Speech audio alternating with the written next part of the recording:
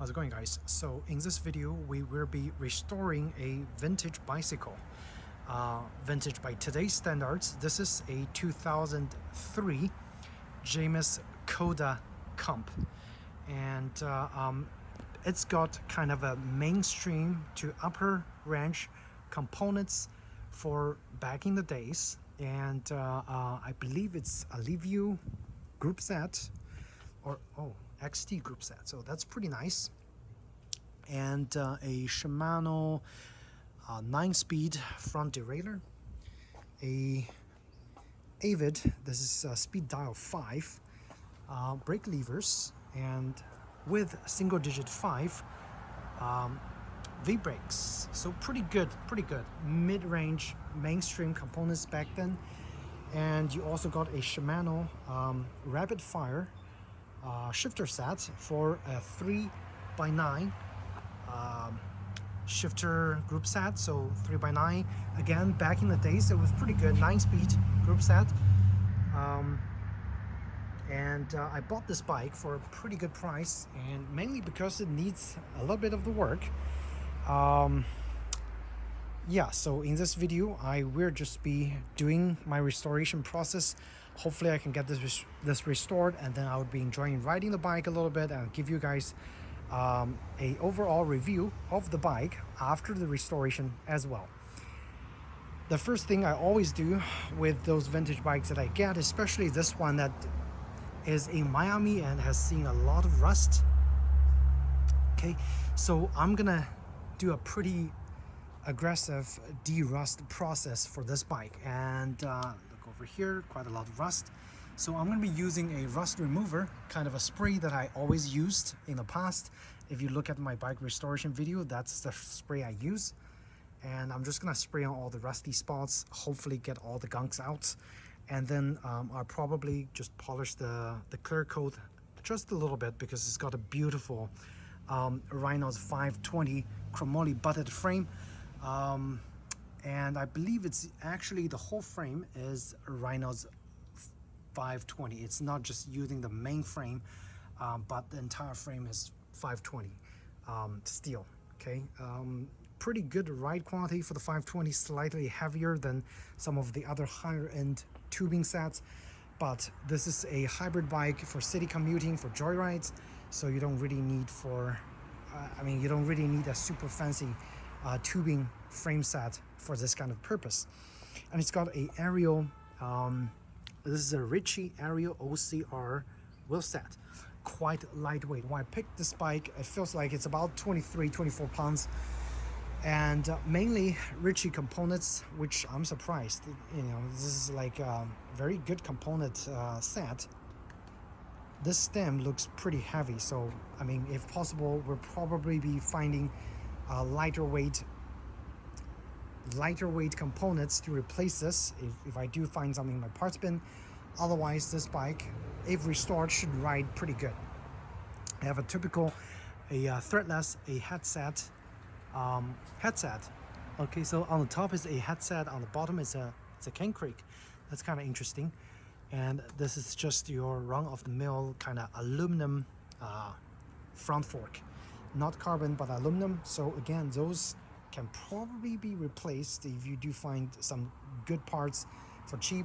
Otherwise, we're just gonna keep the bike as is when I do the restoration. Okay, yeah, even got a Ritchey hub over here. So this is an Juvativ, which is a SRAM kind of a crankset. This is actually a clipless pedal, SPD compatible, looks like. Pretty good.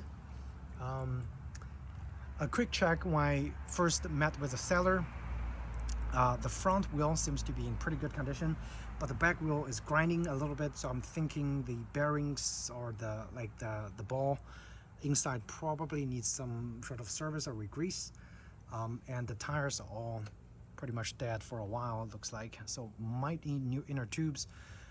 And the seat, the saddle, and the seat post are not factory. This is a Cannondale, this is Specialized, so it does look like some of the parts has been replaced.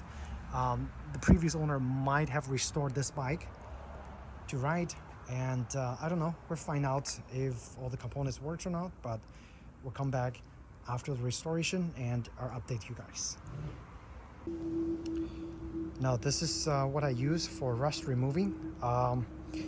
Pretty nasty stuff, but it does a excellent job at removing some of the really tough rusts that I have tried it in the past, and it penetrates pretty well. So again, I'm going to be spraying all the rusty spots and let it sit for a while, and then I'm going to give the bike a wash, and we'll come back and continue with the restoration. Okay, just sprayed it down with the anti-rust remover. Yeah, so far looks pretty good. Most of the frame is, or most of the rust that I see seems to be superficial, so I'm hopeful that not much work needs to be done to get this fully restored and in rideable condition. Okay, so I'll keep you guys posted. Alright, did a quick wipe down of all the rust removers. Thankfully, most of the rust are surface. Most evident is around here, so the bike probably being left outside for, you know, for the rain for a short amount of time. But I'm hopeful that if I put some air in there, the bike is immediately rideable. I'm very hopeful. Okay, so let's try to find out. And the brake, again, it looks rusty, but it does work very well. Feels very nice and firm when you reach the bottom. And shifters, I'm not sure. I need to adjust the shifters for sure, because when I was testing it, it was not working. So we'll find out. All right, so I got the bike fully washed, waxed a little bit. Frame looks pretty nice now. And that beautiful naked steel shine looks great. So just a couple of small things that I need to do, which is kind of lubricate and re-grease the shifters, because the rear derailleur shifts kind of funny. And I also need to do some adjustments on the derailleur. Okay, derailleur themselves seems to be in a pretty good condition. So, and again, 9-speed parts are actually abundant and quite affordable and easy to replace. So if you get similar bikes and one of the components doesn't work, it's very easy to find 9-speed replacement parts. Okay, the front wheel works pretty good. The back wheel had some noise, but I don't really want to take it apart because right now it still rides perfectly fine and it actually spins. It spins like forever as well. Okay, so the bike, I mean, overall is ready to ride. Again, I just need to make it more smooth. So whoever is gonna get this after I finish with review and enjoy it is gonna enjoy this a lot longer than me. All right. But that's pretty much it. Let me finish the tune-up and we'll go out and do a test ride. All right, there is one serious issue that I discovered during the tuning of the front derailleur and crankset. The rear derailleur is perfectly fine. Okay, it's very nicely tuned, shifts really smooth. But the front, every time it goes from middle to lower or from the large to lower, it catches inside, in between the smallest and the middle chainring. And I did some further investigation, and it looks like this is not the first time that this happened. The middle chainring is pretty chewed up for some reason, and that's why at those areas it just drops in there. So it looks like I need new chainring, which kind of sucks. But it is what it is. I have to find replacement chainring to get those original Truvativ out of the way. The small chainring looks to be good, but if I can find a good replacement for, you know, as a crankset, I'll probably just replace the crankset. Otherwise, so far I haven't found any other issues. The brakes works fine. Even though it looks rusty, it stops on a dime, so definitely no issue. The rear hub spins forever, so it's also, you know, in pretty decent shape. And I guess the only downside is the crank, and it's kind of dangerous. I can't even ride it in this kind of situation with the damage over there. Okay, Largest crank looks fine, so if I can find a replacement just to get the middle one replaced, I think we're good. And this is a 53, I believe 53, 43, and 30, I think. But I could be wrong, but I just need to get a replacement chainring first, which kind of sucks. So I can't really ride it today. It looks like I have to wait for some parts to arrive and continue with the restoration. But other than that, yeah, I'm still pretty much digging this bike. It looks nice and should work fine. Alright guys, so we're continuing with our restoration of my Jamis Coda Comp that I bought a couple weeks ago. As I mentioned in the previous first impression, while I was riding, the chain keeps dropping in between the middle ring and the lower ring and gets stuck over there. And it's really annoying. So I inspected the middle chainring. It looks like it's damaged, and I actually ordered a brand new replacement chainring from Shimano. And again, this is True, but all the chainrings should be compatible as long as the bolt pattern and the distance is the same. So while it's going to come in a few days, I am going to actually just disassemble the front chainring and crankset, at least the outer ring and the middle ring, to get the middle ring removed.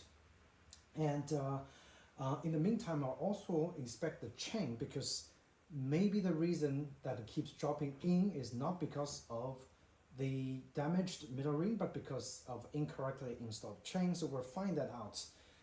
So again, this video, you're going to be diagnosing with me. I'm going to try to find the issue, and hopefully the easiest or the simplest fix will be it's incorrect chain, because I see it's marked for 11 speed quick connect, disconnect, link over here. So maybe they're using a chain that's just too narrow, and that's why it keeps dropping in between. Okay, I have a 9-speed chain, so if that's the case, then problem solved. I don't have to replace anything. Another thing that I found out while I was trying to do the restoration is I actually ordered a brand new rear derailleur and crankset, a Soro 9-speed and a Shimano Acera Shadow, which is the newest model of the 9-speed rear derailleur, to replace those. However, while I was trying to remove the ISIS drive from the True, I find that someone has over tightened this bolt, and this bolt is kind of seized inside, so I was not able to actually remove the bolt. That's why I started trying to find solutions for, instead of taking the whole crankset off, maybe just replace the middle chainring at a smaller cost, and also just, you know, diagnosing the issues. Again, enough said. So let's see what is going on. And another thing that I find is this derailleur is also damaged. So I need a brand new derailleur, and I'm gonna get you guys closer. Again, all those happened during my inspection of the front crank. Obviously, there is a significant damage to the front crank area. This is damaged, so I gotta buy a new one. And you can see a bulge over here. It's not shifting properly, and it's totally screwed up, okay? Yeah, so we're gonna inspect the chain, we're gonna inspect the middle ring, and of course get this removed first thing because it's damaged. The good thing with this chain, again, it's a quick disconnect. So I have a chain removal tool, and I'm gonna put on some gloves, and we're just gonna remove the chain and get everything removed properly. All right, got my glove, and so really, this is a chain tool for removing the links, and all you have to do is put this in between the quick disconnect, and see it go in. Wow. And press, and it should disconnect, and you should be able to remove it. Okay. Here we go. And with this off, everything else will be very easy to take off. Okay, so just save this quick connector somewhere, because you're going to be reusing it. Okay. All right. And we'll remove the chain. I don't really know what speed chain is this. I didn't see any markings Maybe this is an aftermarket chain, I don't know. But take a quicker look. Okay, it's a Shimano chain. See if I can zoom in a little bit. Okay, Shimano chain. Wow. So this is part of the issue. Someone installed an incorrect chain that actually damaged the crank because the chain is way too narrow. Okay, so that's an issue. And the good thing is this is the 11-speed chain. I'm going to clean it and just save it for my other 11-speed bike. We have a 9-speed chain, so we're gonna go of the route of, you know, getting the derailleur, front derailleur removed and putting a new front derailleur on there, and then putting a proper 9-speed chain on there and see if it's going to shift properly. And I hope it does. I hope it doesn't. But looking at this, it does look like it might got some damage from the chain being abused. But let's fingers crossed. Let me remove this next.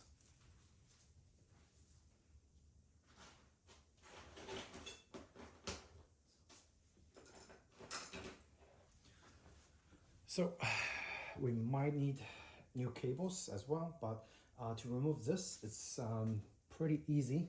There is looks like a size 5 hex. All you have to do is just turn this and it should open. But obviously, of course, remove the cables first. I didn't tighten it because I was diagnosing the problems, and I think we actually find out what exactly is a problem. Okay.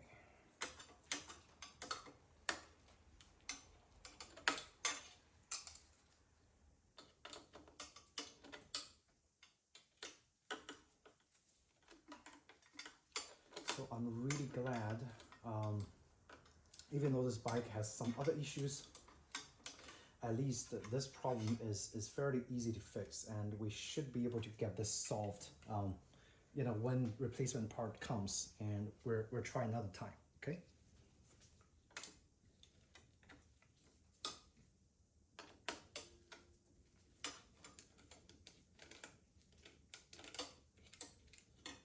And it should come off. Yep, there we go. Looking at the damage, wow, severely damaged. You guys see the bulge over here? Yeah, that's not good. Not good. Okay, so this is I think 440, I believe. So we'll just get a SAM rear derailleur 443. It's about 18 bucks shipped on eBay. I'll post the link on where I got all the parts, mostly on eBay. And it's a very nice place to go for replacement parts on vintage bike restoration. And yeah, we'll start from there. So I'll see you in the next section of the video. All right, so I took off the front crankset, or at least the outer and the middle ring. Did a thorough inspection. It is actually severely damaged over here. Look at all those marks, and even if I put a new 9-speed chain on there, it's not gonna shift as smooth as a brand new chain. So a brand new chain ring. Okay, so I'm pretty much just gonna toss this into the recycle bin, and I already had brand new chain ring ordered. This is a 42 teeth, but the new ring is a 39 teeth. Should still work.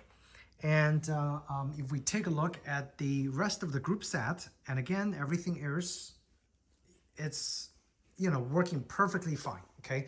And a little trick for you guys, if you're restoring vintage bikes, a dab of fresh motor oil for especially Chromoly frames is gonna keep it in excellent condition and prevent further rusting. So this one, I just pretty much wiped all over.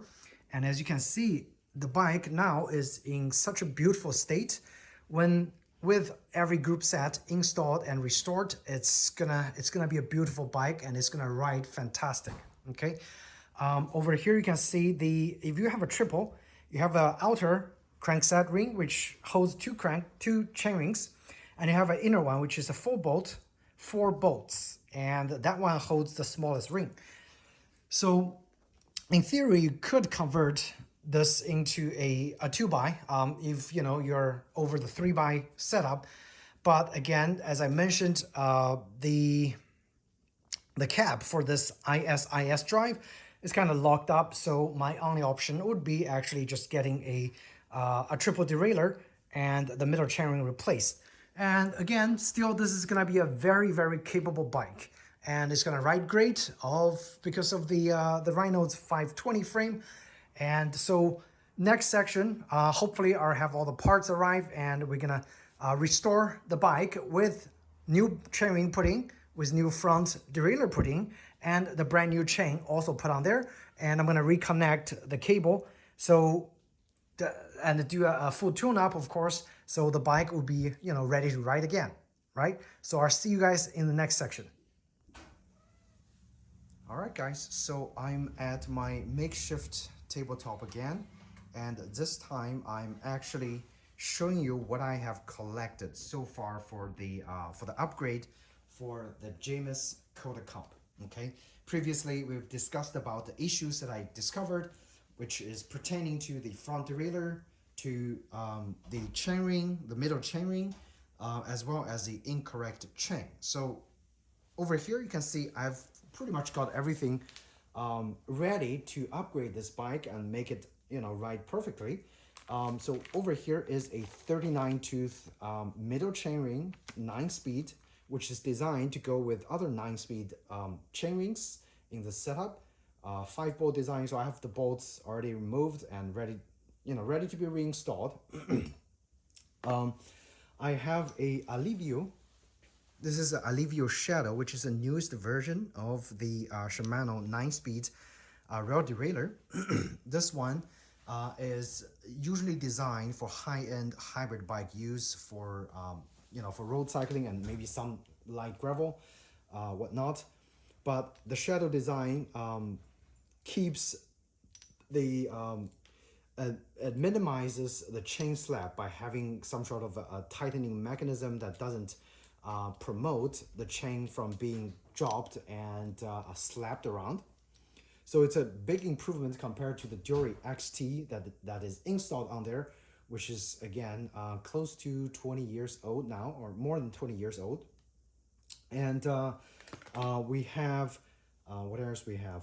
We have a brand new 9-speed front derailleur, and this is the exact replacement of the model number R443. This is a triple 9-speed front derailleur. The only catch is I bought this brand new, but it comes with a very large top, the clamp. The clamp is 31.8 millimeter for mountain bikes. But the good thing is I actually kept the old top over here. This top is, I believe, 28.6 millimeters internal diameter, which is the same size for that Jamis Coda. So all I'm gonna do is actually just remove the top part and put the old top part on there, and it should be able to fit perfectly. The bolts are exactly the same. The only thing different, obviously, is this one is chrome and this one is black painted. So it might look slightly different, but I have the front derailleur situation solved for quite affordable price. Okay, so and also we had a 9-speed chainring. This one comes from Amazon. This chainring is I think only $8 or $9, so quite affordable, and it's correct. It's 9-speed, and it also comes with a quick link, so it's very easy to service the group set long term down the road. And let's just take the chainring out, because next I'm going to put the chainring on there, put the chain on there, and put the rear derailleur on there as well. So we have the whole system ready to go. The cables are all in, you know, pretty good condition. Seems like the cable was recently replaced and there were no rust.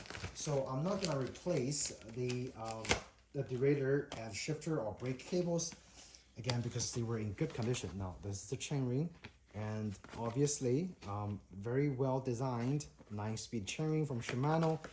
This is the Truvativ crankset, but in theory, as long as the the BCD diameter is the same, they should work exactly the same. Okay, and it should provide a very good shifting capability for this bike. So we're finding it out. Now, one thing to consider is when you change the chainrings, it's better to have the correct size, and also you need to make sure the front derailleur compatibility is working with the largest chainring and the middle chainring when it comes to your triple setup. Okay, so that's kind of important. Usually instruction for the front derailleur would tell you whether this one should work or not. Okay, most important thing, I need to measure to make sure this is the correct BCD, and it looks like it is. Excellent. And I think it's going to enhance the look of the crankset as well. So next step, I'm going to shift my angle to the bike. Oh, last thing I forgot to mention is I don't know what the previous owner did when he tried to restore this bike. He put a Cannondale seat post on there that was incorrect size, and I had to use some brute force to use a vice grip to grip the seat post and pull it out. It was extremely hard to remove. It's stuck in there, and it turns out the size of the seat post is incorrect. So yeah, I also need to go get a correct seat post, but that would be a very minor problem because again, seat posts are quite easy to replace as long as the size is correct. So this is a 27.8 or 0.2, I think, but I think this bike needs a 26.8, and that's why this thing got stuck in there. Okay, the seat I can probably reuse. Looks like a nice specialized seat. So that's another catch that we have to fix, but this will be a very easy fix. Okay. All right, guys, we're back at our restoration project for the Jamis Coda Comp. One more time, or maybe one last time. Okay, so I just got back from a trip, and the last piece that's missing has arrived. The seat post. Okay, so this is a 400 millimeter by 27.2 millimeter diameter seat post. I bought this blue color because it was on sale for like 12 bucks, super affordable, and it's 400 millimeters long, which is too long. So I'm going to go ahead and actually use a tube cutter to shorten the seat post. That way, it's gonna sitting much nicely, and it's not gonna be protruding, and it's gonna be also reducing the weight a little bit by cutting the excessive aluminum inside the tubes. Okay, so I'm gonna shorten it, and we're gonna come back. I'm gonna install this onto the bike, and we're gonna go do a test ride. I'll let you guys know, how well I think this restoration project went. Okay, so I'll see you in a little bit.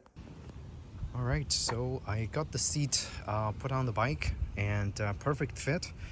Color is a little bit weird.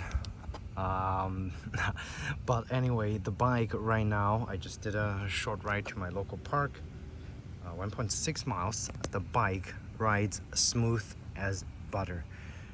No weird noise, and it's super quiet. The old hub, it's not one of those super noisy rare hubs, so when the bike is spinning, you barely hear anything. It's like gliding through wind. Okay, really quiet. Those brakes, they stop, they bite more so than a mechanical disc brake, if you ask me. So like really responsive brakes, and I'm surprised at how well those single digit 5 brakes performed. And again, those are speed dial 5, which is the equivalent of the I think FR7 of the newer Avid brakes out there. So it's got the reach adjustment right here, which is pretty cool. And the bike now needs nothing. It's like I rode 1.6 miles locally in my neighborhood street, easily 12 miles per hour average speed. And obviously I can go fast if I want. I'm mostly using the middle chainring, which is the 39. And the outer chainring, which is a 52, is almost, I feel, too much for me. My legs are getting old and just doesn't get as fast, but the brand new middle chainring works exceptionally well, and I think that's a good chainring to stay on if you're getting this bike. And obviously you have the option to go even lower to the smallest chainring, or go to the 52 and you know, pedal your legs away. But yeah, I'm surprised that I was able to find this bike, and I'm gonna do some joyrides with this bike, and eventually I'm gonna list it for sale. Hopefully the next rider is gonna enjoy this bike as much as I did restoring it and enjoying it for a brief amount of time. Yeah, it's just the Jamis bikes are often just overlooked, but they are actually exceptional value. Okay, exceptional value. This is like a 3x9 group set back in 2003 or 2004. This is actually one of the top end bikes, and today you can get this used. I'm gonna price it around $250, so exceptional value. Okay, if you're buying a brand new bike at around $600, $700, $800 mark, you're probably most likely getting a Shimano Claris group set, which is like a 2x8 group set. It's actually not that good, and it's actually quite heavy. This bike, back in the days, you know, almost the mid to top end components: Ritchey stem, Ritchey handlebar, Ritchey wheels, aerial wheels. Man, I mean, yeah. And I love this color scheme. This is like exposed steel, Rhinos 520 chromoly frame on the main tubing, of course, and also very, very, very easy to maintain. It didn't take me much to restore this bike, despite the previous owner actually messed it up by using the incorrect speed chain, by using the incorrect a lot of incorrect stuff that's being set up by the previous person who owned it. And now it is properly set up, it's ready to go, and it's such a joy to ride. Yeah, I have no regrets getting this bike and restoring it. So I hope you guys found this restoration video helpful, and if you did, please do hit the like button or subscribe to my channel. I will have more bicycle maintenance restoration videos coming out for you guys. As I said, my hobby is restoring old bikes, make them work again, work nicely. So this is definitely a joy to do.